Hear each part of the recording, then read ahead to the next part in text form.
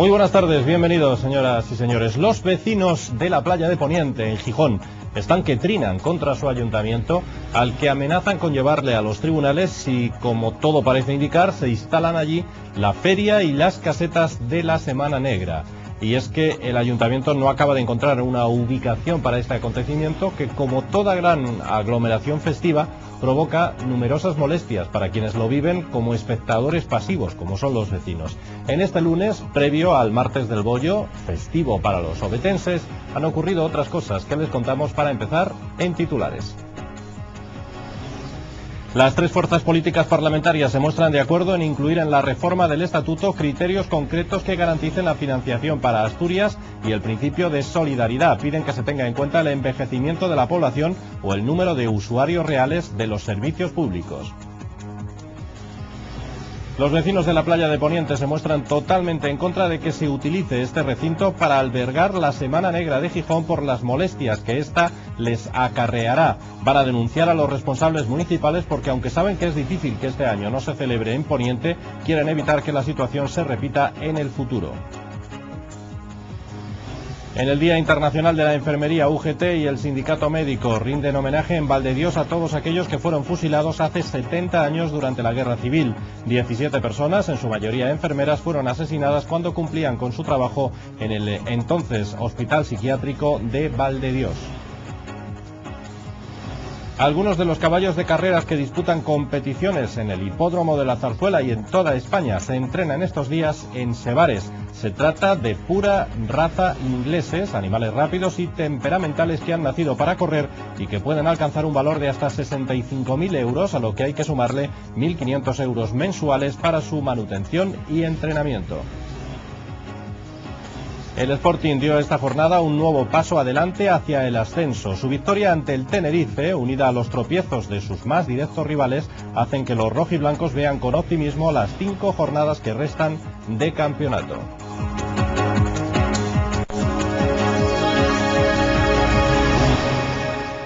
Vísperas del martes de campo, reunión hoy en Oviedo, nuevamente, de la ponencia que estudia la reforma del estatuto, del nuevo estatuto asturiano. Las tres fuerzas políticas parlamentarias, PSOE, PP e Izquierda Unida, se han mostrado de acuerdo en la necesidad de incluir en esta reforma del estatuto criterios concretos que garanticen la financiación autonómica, el dinero que Asturias recibe del Estado, además también del principio de solidaridad.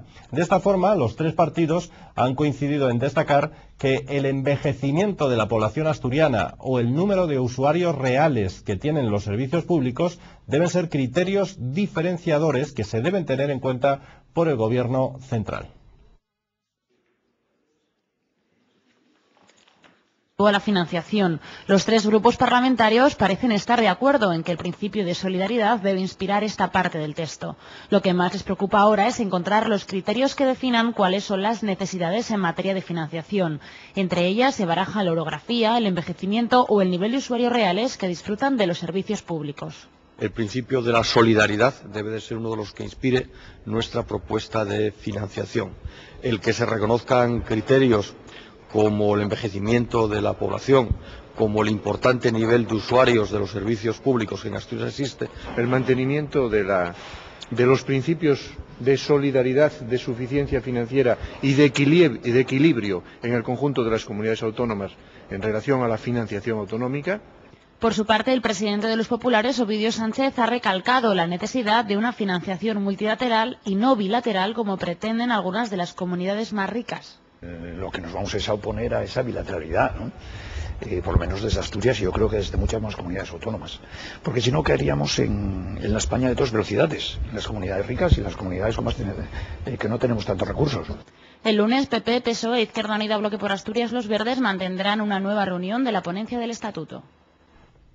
Y precisamente en Libro Oviedo, sobre este mismo asunto de la financiación de las autonomías, ha hablado hoy el expresidente de la Generalitat de Cataluña, Jordi Pujol, quien aseguró que la financiación del Estado que recibe Cataluña es muy injusta. Además, dijo también que le consta que el Principado de Asturias sigue necesitando la solidaridad del resto de las regiones españolas y una aportación además importante, puesto que ha sufrido una crisis y una reconversión y no está en situación, ha dicho Pujol, de llevar a cabo o de actuar sin apoyos externos. Además, sin embargo, ha añadido que a lo que Asturias debe aspirar es a que un día no necesite la ayuda económica de ninguna otra región.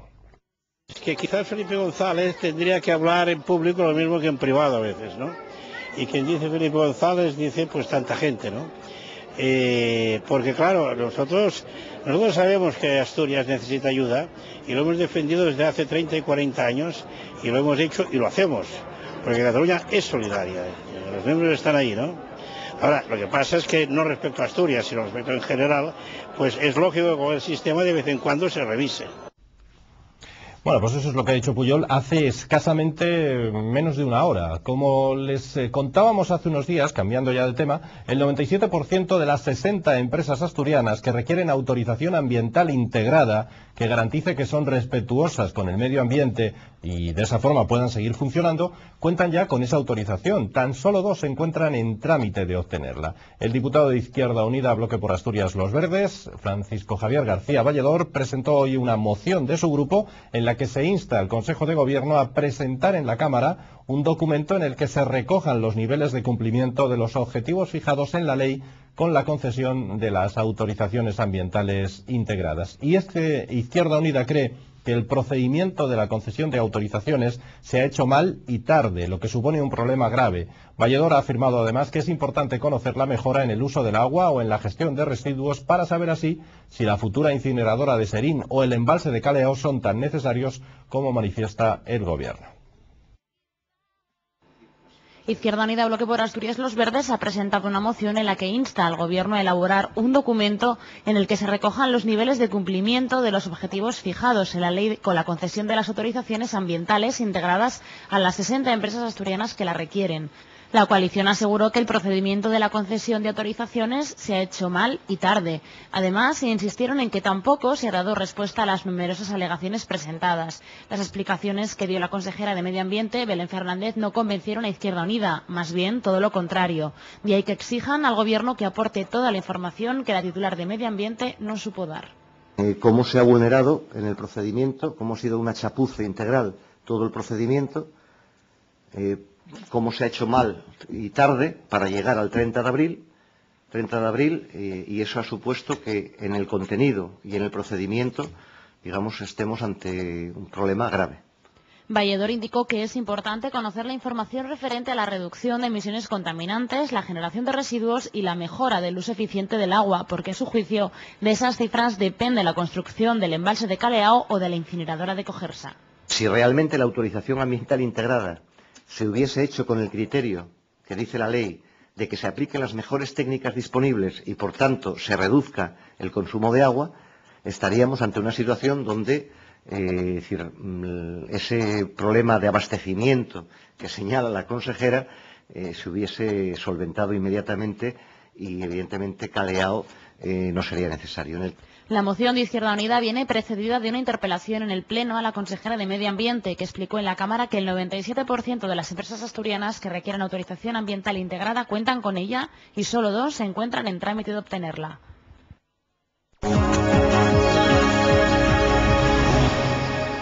En Asturias hay más de 50.000 desempleados, pero el sector del metal tiene un serio problema para encontrar trabajadores cualificados. Este sector calcula que jubilará en los próximos años a 3.400 trabajadores, según un estudio del Servicio Público de Empleo del Principado. La edad media de los trabajadores de este sector del metal ronda los 44 años y el problema es que no hay personal cualificado para cubrir esas bajas. Y eso a pesar de que es un campo con retribuciones mejores a otros y más estable, donde los contratos indefinidos alcanzan en algunas ramas hasta el 80%. Sin embargo, los jóvenes asturianos no se sienten atraídos por estos trabajos a pesar de que existen en la región buenos centros de formación profesional que les preparan. Por ello, la patronal ha decidido atraer a mujeres y a inmigrantes, sobre todo de Europa y Latinoamérica. Según el estudio, existe un desconocimiento del sector en cuanto a los puestos de trabajo que pueden ofrecer y por ello hay que hacerlo más atractivo. Cada vez queda menos tiempo para la Semana Negra de Gijón, que como saben tradicionalmente se celebra en julio. Y al mismo tiempo el malestar de los vecinos de Poniente, donde se pretende ubicar este certamen, crece por momentos. Van a denunciar a los responsables municipales porque, aunque saben que es difícil que este año no se celebre esta Semana Negra en la playa de Poniente, quieren evitar que la misma situación se repita en el futuro, por las molestias que están seguros van a tener que sufrir. El Ayuntamiento de Gijón lleva ya tiempo prometiendo una ubicación menos molesta, pero este año les ha vuelto a pillar el toro. Los vecinos de Poniente están en pie de guerra. Quieren evitar a toda costa que a partir de ahora la celebración de la Semana Negra de Gijón tenga lugar cerca de sus casas. No confían en el compromiso político de que esta ubicación sea algo provisional, así que irán a los tribunales. Además, son muchos los gijoneses de la zona que piensan como ellos. Para nosotros mismos es un estorbo, y para todas esas viviendas con las voces que van a dar, pues no te digo yo lo que tienen que contar. A lo mejor estaban donde estaban, ¿no? Estaban mejor allí, ¿no? Pero como molestan a los ricos, aquí no está mal tampoco, pero aquí no tienen sitio. Son conscientes de que es muy difícil evitar que se celebren este año las fiestas en Poniente, pero quieren asegurarse que no volverán allí año tras año, aunque también los hay que entienden la situación excepcional de las fiestas y piensan que se realice donde se realice, este tipo de acontecimientos siempre van a molestar a alguien, por lo que hay que tener un poco de paciencia. Yo creo que la verdad que habría que joderse un poco todos y cada año en un sitio diferente. Y así, pero bueno, siempre que prime lo cultural que dejó de hacerse, porque luego ya como la feria muestras, la feria del bocadillo ya aproximado. Por su parte, el responsable de la Semana Negra, Paco Ignacio Taibo II, advierte que sería criminal sacar de Gijón la Semana Negra y reconoció que se precisa de más financiación. Otro tipo de problemas tendrán quienes organizan las clásicas procesiones marineras. En su propósito por garantizar la seguridad en todo tipo de eventos culturales, festivos y deportivos que se celebren en el mar, el Consejo de Ministros ha aprobado una normativa sobre seguridad marítima que podría impedir este verano imágenes como esta de la procesión de la Virgen del Carmen en la localidad de Lastres. Entre las nuevas normas estaría la obligación de contar con un chaleco salvavidas por tripulante o reducir el número de personas que se suben a cada lancha en función de su tamaño. Sin embargo, desde las cofradías asturianas consideran que esas medidas son exageradas, desproporcionadas e inviables desde el punto de vista económico. Además, insisten en que todos estos años no ha habido en la región un solo accidente, así que creen que al final la administración asturiana, como ya hizo la gallega, levantará la mano. Y hablando de mar, el plan de salvamento en las playas asturianas repetirá este verano, a partir del 14 de junio, el mismo despliegue del año pasado. Si los ayuntamientos repiten las mismas contrataciones, más de 270 personas trabajarán durante 3 meses en las playas asturianas. Los socorristas acudirán a diario a 49 arenales y durante los fines de semana habrá vigilancia en 30 más. La Dirección General de Seguridad Pública coordinará el despliegue en 72 puntos de 19 concejos y el Ayuntamiento de Gijón gestionará su propia vigilancia en 7 arenales. El plan está diseñado para dar respuesta a todas las situaciones de emergencia. Además del rescate de bañistas en apuros, el personal estará capacitado para prestar primeros auxilios, organizar la evacuación de enfermos o heridos y prevenir a los visitantes en las playas contra riesgos innecesarios. El pasado verano acabó con un solo ahogamiento registrado a finales de julio en Rodiles. Fue un hombre de mediana edad que se bañó en una zona con fuertes corrientes y marcada con la bandera roja.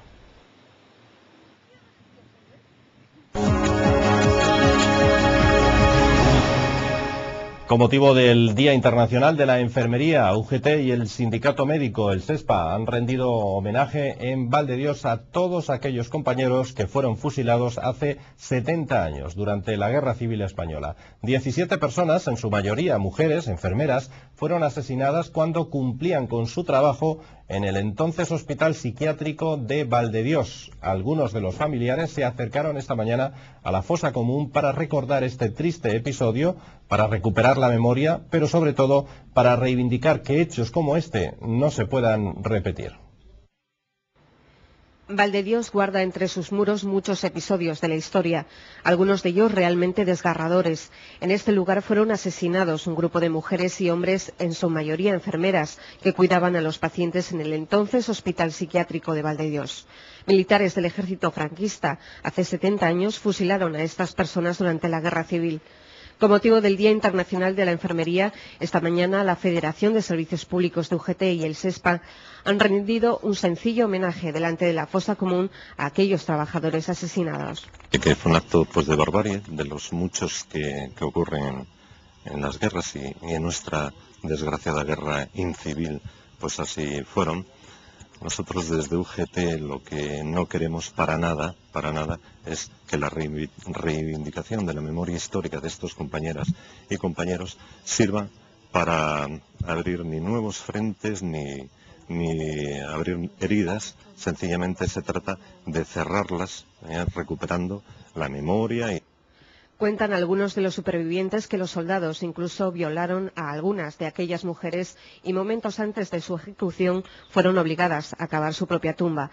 Algunos de los familiares de las víctimas estuvieron en el homenaje. Es el caso de Antonio Piedrafita. Su padre tenía 30 años y era enfermero. Nunca le llegó a conocer porque cuando fue fusilado apenas era un bebé. Llegó un batallón a la orden de un señor determinado.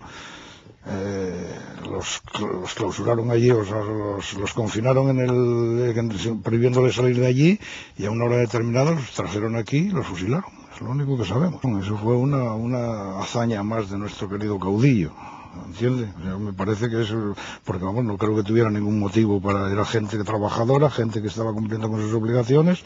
Además de los profesionales de la sanidad, fusilaron a 4 celadores, el pinche de cocina y una niña de 15 años, hija de una de las enfermeras. Ha sido un acto, según el sindicato, para no olvidar, pero sobre todo para que hechos como este no se vuelvan a repetir. El Salón del Libro de Gijón cierra sus puertas un año más. Un libro de poemas ha sido uno de los ejemplares más vendidos esta semana en este Salón del Libro Iberoamericano. En total se han comprado unos 12.000 libros, unas cifras con las que los organizadores se sienten satisfechos. Y ahora las miradas están puestas ya en la próxima edición dedicada a la literatura y al mar. El Salón del Libro Iberoamericano cierra sus puertas con más de 12.000 libros vendidos, cifra ligeramente superior al año pasado. Esta edición estaba dedicada al medio ambiente y la literatura y ha sido todo un éxito. Creo que el balance es plenamente satisfactorio, es plenamente positivo. No nos acompañó el tiempo en todo lo que quisimos, pero eso no importa. Sabemos que en Asturias a veces es así, pero eso no quitó ni deslució la importancia ni la participación en aquellas actividades que realmente tenían trascendencia. Sobre el tema de la próxima edición se tuvo en cuenta la ciudad en la que se está celebrando este Salón del Libro Iberoamericano, Gijón. Por eso, al ser una ciudad abierta al mar y porque España y Latinoamérica están separadas y unidas por el mar, el año que viene el salón estará dedicado a él. La próxima edición del Salón del Libro Iberoamericano de Gijón va a estar dedicada a eso, al mar y la literatura, o a la literatura y el mar. Sepúlveda resaltó que se han llevado a cabo 250 actividades durante esta edición y agradeció la participación de los profesores por generar en los alumnos el interés por la lectura y la literatura. Y hablando de libros, una novela corta y barroca que sale del ámbito asturiano para contarnos el viaje de un joven sastre alemán hacia las raíces del mal en el marco de la Segunda Guerra Mundial, es lo que nos cuenta la última novela del gijonés Ricardo Menéndez Salmón, que se encuentra ya en las librerías y que ha sido presentada en su tierra hace unos días. Aunque distinta de anteriores obras, un asunto sigue constante, el mal en el mundo que obsesiona al novelista y que entiende como una de las primeras preguntas de la literatura. Por ello vuelve de la mano de Kurt, un joven sastre y organista alemán que se enrola en el ejército nazi. Tras un periodo de instrucción se incorpora a una de las divisiones acorazadas que invaden Francia. El horror que ve le provoca una conmoción y pérdida de sensibilidad que le convierten en un caso clínico. Ese es el argumento de Derrumbe, la última novela del asturiano Ricardo Menéndez Salmón. Hace poco me preguntaban qué tipo de escritor era yo, cómo me definiría como escritor. Y mi respuesta era que yo creo que todos los escritores somos escritores realistas. Por mucho que nos obstinemos en fabular, o por mucho que nos obstinemos en imaginar situaciones que no están en nuestro mundo supuestamente o que no esperamos encontrar en el mundo que nos rodea, la realidad es tremendamente obstinada. Los malos de mis novelas, por decirlo de alguna manera, los monstruos de mis novelas palidecen al lado de los monstruos de la vida cotidiana, de la vida que todos los días encontramos en los periódicos o en la prensa, ¿no? A pesar del éxito que obtuvo con su anterior novela, La ofensa, Salmón asegura que siempre escribe como si no fuera a publicar y sin pensar en el reconocimiento editorial, sino como una labor personal e íntima. Nos vamos a ir enseguida a la publicidad, pero antes les hablamos de la Guerra de la Independencia y de los hechos bélicos de la contienda con el ejército de Napoleón, que tuvo un destacado reflejo en el arte. Basta recordar, por ejemplo, cuadros de Goya como los fusilamientos del 2 de mayo. Pero en la literatura también ha habido y hay muchas referencias a la invasión francesa. El profesor de literatura de la Universidad de Navarra, Carlos Mata, ha ofrecido una conferencia en el Ateneo Jovellanos de Gijón sobre esta época de la historia, centrándola en los diferentes autores de la narrativa que han escrito sobre esos acontecimientos vividos en mayo de 1808. Galdós nos va novelando todos los acontecimientos de la guerra, ¿no? Y en esos 10 primeros episodios nacionales están algunos de los más famosos de Galdós, ¿no? Pues Bailén, Zaragoza, Gerona, el 19 de marzo y el 2 de mayo. Hay que destacar la concentración temporal. La novela de Pérez Reverte no es sobre toda la Guerra de la Independencia, es solamente sobre el día 2 de mayo en Madrid, ¿no? Desde el amanecer hasta ya los fusilamientos, pues, de la noche del 2 al 3 de mayo, ¿no? Entonces él simplemente dice que se limita a unir con una argamasa narrativa, literaria, las historias particulares de todos esos personajes que simplemente eran a lo mejor héroes anónimos, que estaban en la documentación, que estaban en los legajos de los archivos.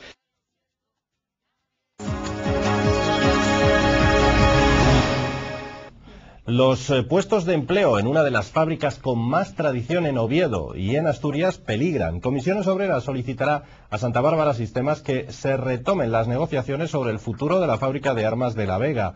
El sindicato ha tomado esta decisión después de un desencuentro entre UGT y la patronal que ha bloqueado las negociaciones. Las tres partes presentes en este conflicto deben sentarse y hablar, ya que son muchos los temas que se encuentran encima de la mesa, como la posible eliminación de 104 puestos de trabajo, el posible traslado de la fábrica de La Vega en pleno centro de Oviedo a Trubia o el desvío de parte de la producción a La Coruña.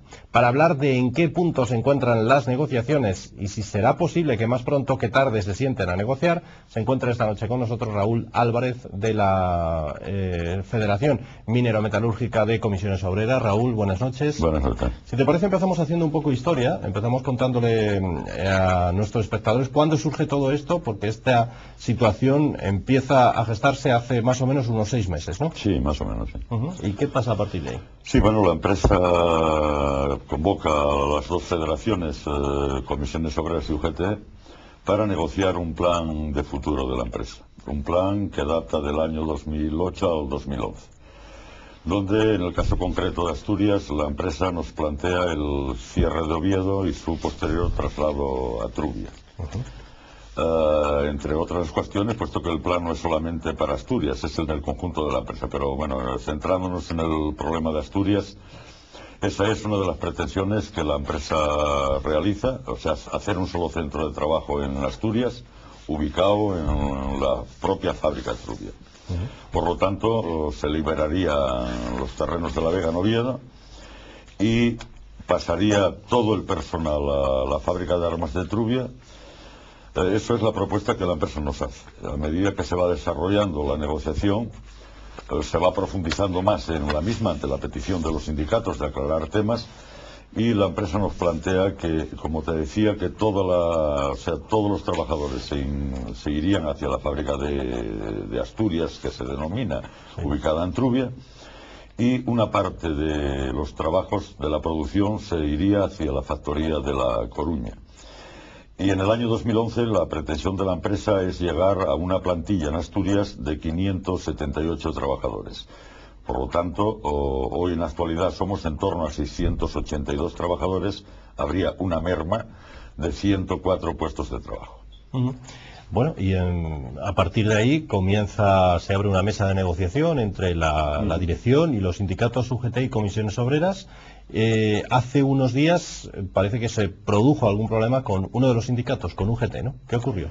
Sí, bueno, hubo un problema, había una posición conjunta por parte de los sindicatos en cuanto al rechazo, en principio, a la pretensión de la empresa, puesto que al menos desde Comisiones Obreras exigimos un plan que hable de los productos, cómo se van a desarrollar los productos, si va a haber nuevos productos, qué inversiones se van a cometer en ese centro que se planea en Asturias, y evidentemente todo esto terminará con un número de puestos de trabajo. Aunque estábamos en un proceso de negociación, todavía viendo datos, mejorando posiciones, la última propuesta era la que anteriormente te repetí, por lo tanto los sindicatos entendíamos que no era factible, no era asumible el plan que hasta el momento la empresa nos había presentado. La semana pasada, la empresa, el lunes concretamente, la semana pasada, al inicio de la reunión, plantea que aparecieron unas declaraciones en un medio de comunicación en Asturias donde se cuestionaba, por un lado, o sea, por parte de UGT, donde se planteaba que se estaba negociando con la SEPI, Ministerio de Industria y Ministerio de Defensa, por lo cual la empresa entendía que había una deslealtad hacia la empresa, puesto que había una negociación en curso, y otras declaraciones donde había una presunta corrupción, donde había directivos implicados. Bueno, la empresa lo plantea que o hay una rectificación de UGT ante estas declaraciones o abandonaría la mesa. Y al día siguiente llegamos y la empresa nos lee un comunicado que hizo público a todos los trabajadores, abandonando la mesa por las causas que acabo de señalar. Y esa es la situación que nos encontramos a fecha de hoy. La situación actual. ¿Y Comisiones Obreras qué cree que hay detrás de todo esto? Bueno, además en principio me imagino que lo que pretendéis es que esto no sea así, que vuelvan a reanudarse las negociaciones, ¿no? Sí, nosotros nos reunimos en Madrid con la Federación de Comisiones Obreras la semana pasada y la Ejecutiva Intercentros de Comisiones Obreras, donde esto fue el martes, el miércoles nos dirigimos a la empresa solicitando como sindicato, como Comisiones Obreras, el reinicio de la negociación a la mayor brevedad. Esa es la posición que nosotros tenemos. Estamos sentados en una mesa y queremos que continúe la negociación. Y eso es lo que esperamos todos, ¿no? Porque además es una fábrica que en estos días cumple 150 años ya, ¿no? No, la fábrica tiene más de 150 años, la fábrica tiene más de 200 años, son 150 de fabricación, pero tiene más de 200 años la fábrica de armas de Oviedo. Ustedes no están de acuerdo con el traslado a Trubia, ¿no? Con que se desalojen las instalaciones de Oviedo.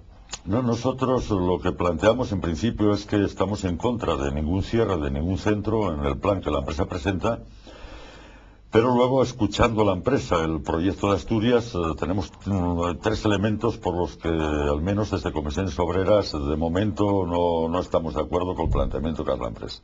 Como te decía anteriormente, nosotros planteamos un proyecto que claramente hable de los productos, desarrolle los mismos, qué tipo de productos vamos a realizar, si hay algún producto nuevo, qué inversiones van a sustentar esas líneas de producción, y el tema del empleo, que es para nosotros un tema fundamental. Los productos, no hay ningún producto nuevo en los planes que la empresa nos plantea. Incluso una parte de la producción de Oviedo, el tema de calibres ligeros, la galería de tiro, el montaje final, se irían, y una serie de maquinaria para componentes se iría hacia la fábrica de La Coruña. Por lo que nosotros decimos que del contenido industrial que hoy tenemos en Asturias se mermaría, porque una parte se desvía hacia La Coruña sin haber ningún tipo de producto nuevo. Pero las inversiones no se aclararon. Se habló de inversiones, pero no llegamos a cuantificar dónde iban las inversiones, a qué productos, etcétera, etcétera.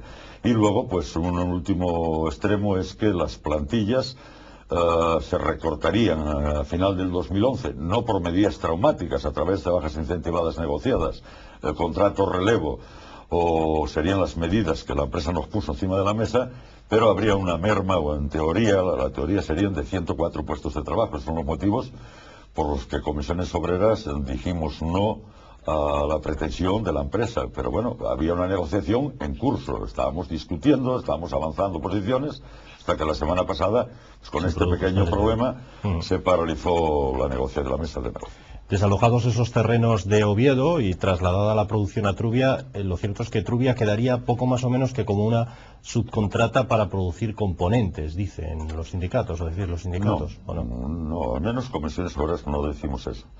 Lo que sí decimos es que perdemos contenido industrial en Asturias.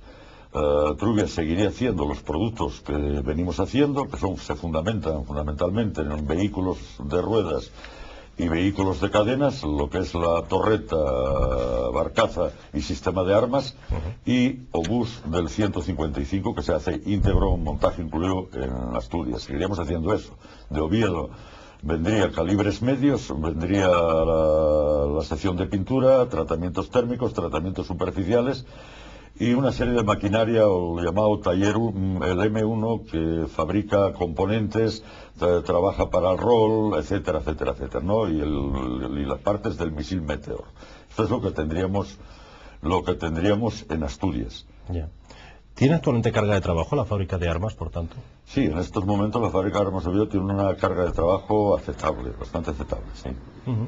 Y Trubia tiene también una carga de trabajo, aunque tuvimos un impasse por una definición del vehículo Pizarro, que se empezará ya de forma, que ya se está trabajando, pero todos los inconvenientes que había por parte del Ministerio de Defensa, ver el tipo de vehículo, si llevaba antiminas y demás, se calcula que ya se da el pistoletazo de salida que afectaba al tema de barcazas, y tendrá incluso necesidad de incorporar a trabajadores para poder desarrollar toda la producción que en este momento tenemos.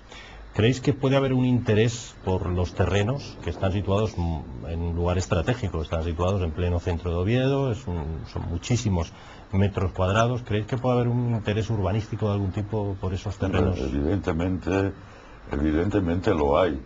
Pero en este caso concreto la empresa poco interés porque no es propietaria, la empresa está en un régimen de arrendamiento. Los terrenos son 100% Ministerio de Defensa. Todos los terrenos de Santa Bárbara, salvo el I+D de Madrid, que es de patrimonio, el resto son del Ministerio de Defensa, es el dueño. Y hombre, hace muchos años que ya venimos, o que alguien viene hablando de los terrenos y las posibilidades que tiene. Y bueno, que recientemente, políticamente, yo leí aquí en Asturias que desde el Ministerio de Fomento pasaría una autovía por la fábrica. O sea, interés y valor son 120.000 metros que tienen un valor inmenso, eso es evidente. Que sí hay intereses. Claro, y puede haber intereses especulativos, por tanto, ¿no? Eso que no de los sindicatos, porque los sindicatos tenemos un interés fundamental, tener un proyecto industrial serio que dé contenido al número de trabajadores. Esta es nuestra defensa. Ahora, evidentemente que hay ahora últimamente muchas pronunciaciones, quizás de la gente más interesada en esta materia. Raúl Álvarez, miembro de esta Federación Minero Metalúrgica, Comisiones Obreras. Gracias por venir a explicarnos todo esto. A vosotros. Gracias.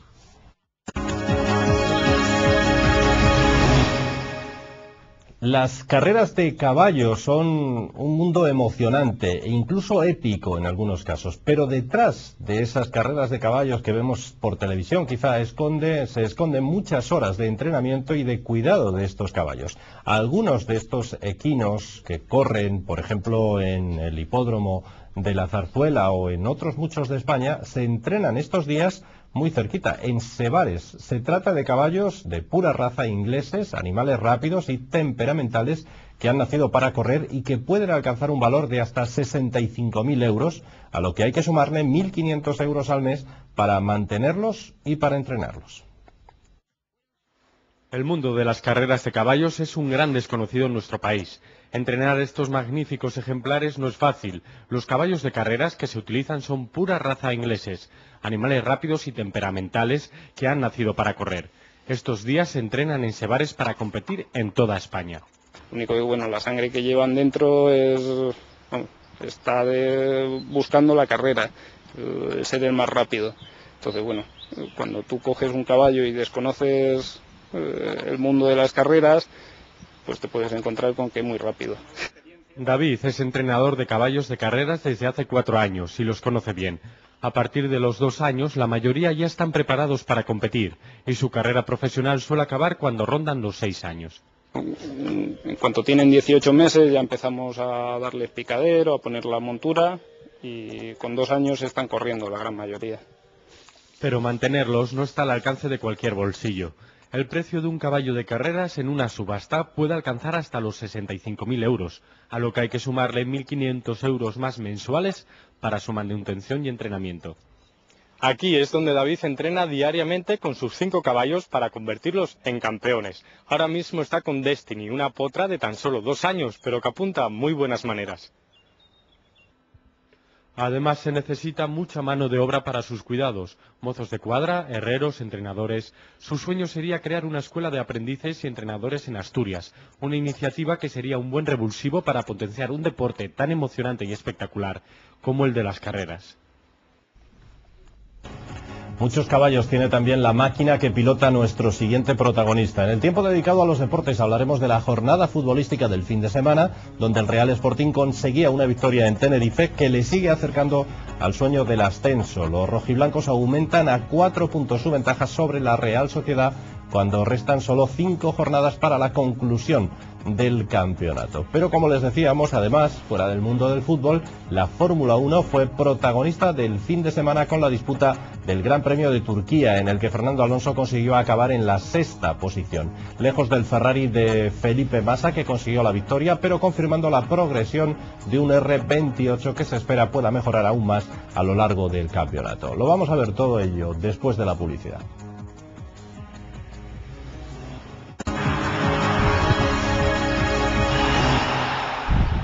Como les anunciábamos, empezamos ya la información deportiva con el Sporting, como no podía ser de otra manera, ya que estamos viendo un Sporting que juega como un equipo de primera, que marca como un equipo de primera y cada vez está más cerca de ser un equipo de primera. Con su victoria por 0-2 frente al Tenerife, ya es segundo, empatado a puntos con el Málaga y tiene una ventaja de 4 puntos sobre la Real Sociedad. El Sporting dio este fin de semana un paso de gigante en su lucha por el ascenso a primera al ganar por 0-2 al Tenerife. Los 2 goles de los asturianos que iban a sentenciar el partido llegaron antes del descanso. El primero nació de una jugada por la banda derecha entre Pedro y Quique Mateo y el balón acabaría en las botas de Michel, que con un potente disparo fusila a la escuadra izquierda de Navas. Por lo visto, los jugadores sportinguistas querían limpiar las telarañas de la portería tinerfeña y en el minuto 40 Pedro, desde fuera del área, lanza otro potente zurdazo, pero esta vez con la escuadra derecha como destino. El encuentro se convirtió en un monólogo rojiblanco. El Tenerife solo hacía centros muy repetitivos en los que la zaga gijonesa tenía toda la ventaja y su puntería de cara a portería estaba bastante desviada. Además, la fortuna se alió con el Sporting en los partidos que disputaron sus rivales. El Málaga perdió contra el Nastic y ahora está empatado en la 2ª posición con los asturianos. La Real Sociedad es cuarta con 60 puntos tras empatar en su visita a Cádiz. El Sporting se encuentra en forma y con la suerte de su lado para seguir puntuando en los próximos partidos que quedan. Seguimos con fútbol y con buenas noticias, pero ahora en la 2ª División B, el Marino de Luanco por fin ha conseguido su objetivo. Gracias a los empates del Ourense y del Santa Brígida, continuará la próxima temporada en la 2ª División B. En su partido contra el Rayo Vallecano, los azulones perdieron por 0-2, aunque gozaron de muchas oportunidades durante todo el encuentro. El Marino de Luanco por fin respiró tranquilo este fin de semana al conseguir la permanencia en la 2ª División B, pese a perder su partido frente al Rayo Vallecano por 0-2. Pero los empates que registraron el Ourense y el Santa Brígida certificaron matemáticamente la permanencia del equipo de José Luis Quirós. La primera mitad transcurrió sin sobresaltos y con una buena oportunidad de Alberto, pero su tiro cruzado se marchó fuera por muy poco. El Rayo llegó poco a la portería del Marino en los 45 primeros minutos y lo que llegaba no ponía en demasiados apuros a Ramiro. El Marino disponía de buenas ocasiones por alto, pero le fallaba la puntería y sus remates, tanto de cabeza como lanzamientos fuera del área, acababan en la grada. En el segundo tiempo el Rayo Vallecano empezó avisando de lo que iba a venir, aunque parecía que iba a ser el Marino quien se adelantara en el marcador, pero primero el meta-TT y después el larguero lo impidieron. Finalmente Pachón recogía un rechace suyo dentro del área y marcaba el 1-0 con un disparo raso. Y fue el propio Pachón quien se iba a encargar de hacer el segundo gol rayista para la alegría de los aficionados vallecanos que acompañaron a su equipo hasta Luanco.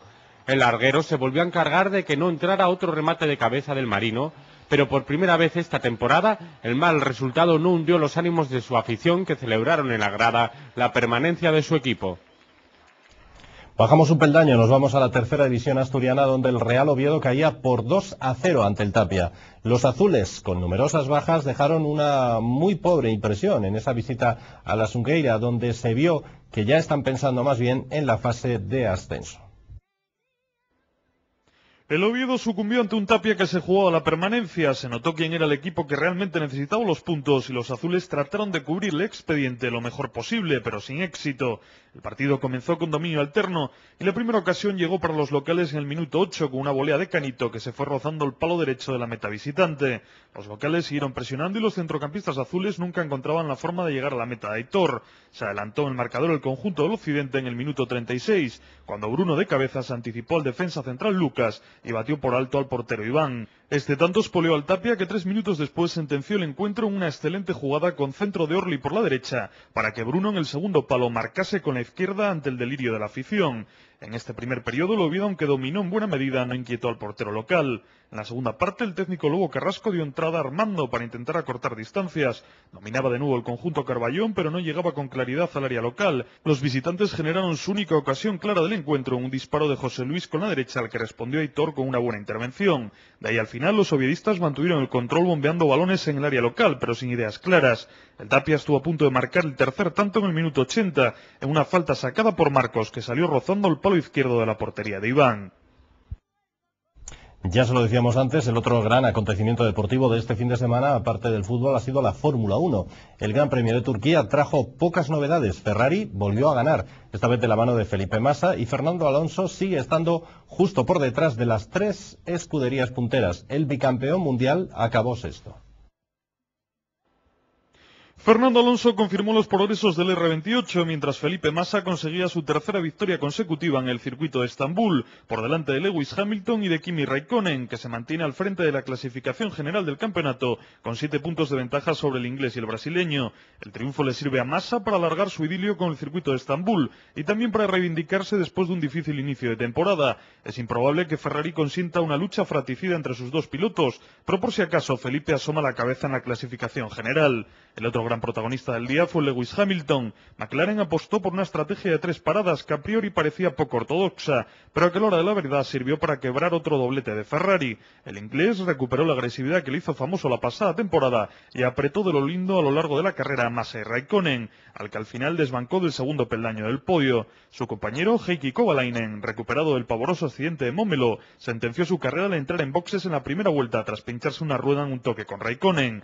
En cuanto a Alonso, realizó una carrera perfecta a tenor del material del que dispone. Renault ha mejorado hasta afianzarse como cuarto equipo del campeonato, tras los intocables Ferrari, McLaren y BMW, pero el podio sigue antojándose inalcanzable, salvo desastre de los pilotos de cabeza. Fernando está siempre con la caña preparada y en Turquía sacó tajada de una salida magistral y de la desgracia de Kovalainen, pero una espectacular pasada de Raikkonen por motor en plena recta se encargó de devolverle a la cruda realidad. Pues me temo que tenemos que dejar a un lado las buenas noticias para el deporte asturiano, porque el Faro Gijón Baloncesto confirmó la mala imagen mostrada en casa la jornada pasada y el Asarquía le pasó por encima como una apisonadora en Málaga. 87-54 fue el contundente resultado final, lo dice todo. Patética imagen la que mostró el Faro Gijón Baloncesto en su partido contra la Asarquía. En la anterior jornada su juego no había convencido a nadie y este fin de semana se confirmaron los malos presagios. El Asarquía arrasó en todos los aspectos a los asturianos.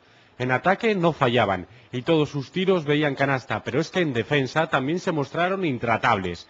Bastaba con echar un ojo al marcador para ver la gran diferencia que había entre ambos equipos. Acabada la primera parte, la ventaja de los malagueños era de 24 puntos arriba. A partir de ahí el Asarquía se relajó y bajó un poco el ritmo de juego, pero ni con esas el Faro iba a conseguir maquillar el resultado. El equipo de Lorduy firmó el peor partido de todos los que lleva disputados esta temporada, perdiendo por 87-54 justo ahora cuando es muy importante la imagen que se da de cara a los play-offs de ascenso.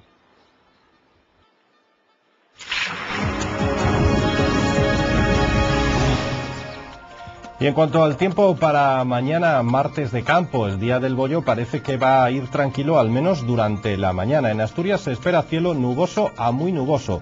Los chubascos débiles o moderados pueden ser ocasionalmente fuertes, pero ya por la tarde, y es posible que también existan tormentas ocasionales. Las temperaturas mínimas, por lo demás, van a ir en ligero ascenso. Las máximas van a bajar ligeramente. Nos despedimos en este informativo del lunes, como decíamos, previo a ese martes de campo en Oviedo. Mañana, por tanto, no estaremos aquí con ustedes, pero recuerden que todavía queda mucho por delante en esta noche. Enseguida, en breves instantes, el debate público y después el resumen de la actualidad deportiva del fin de semana. Gracias, buenas noches y hasta dentro de un ratito.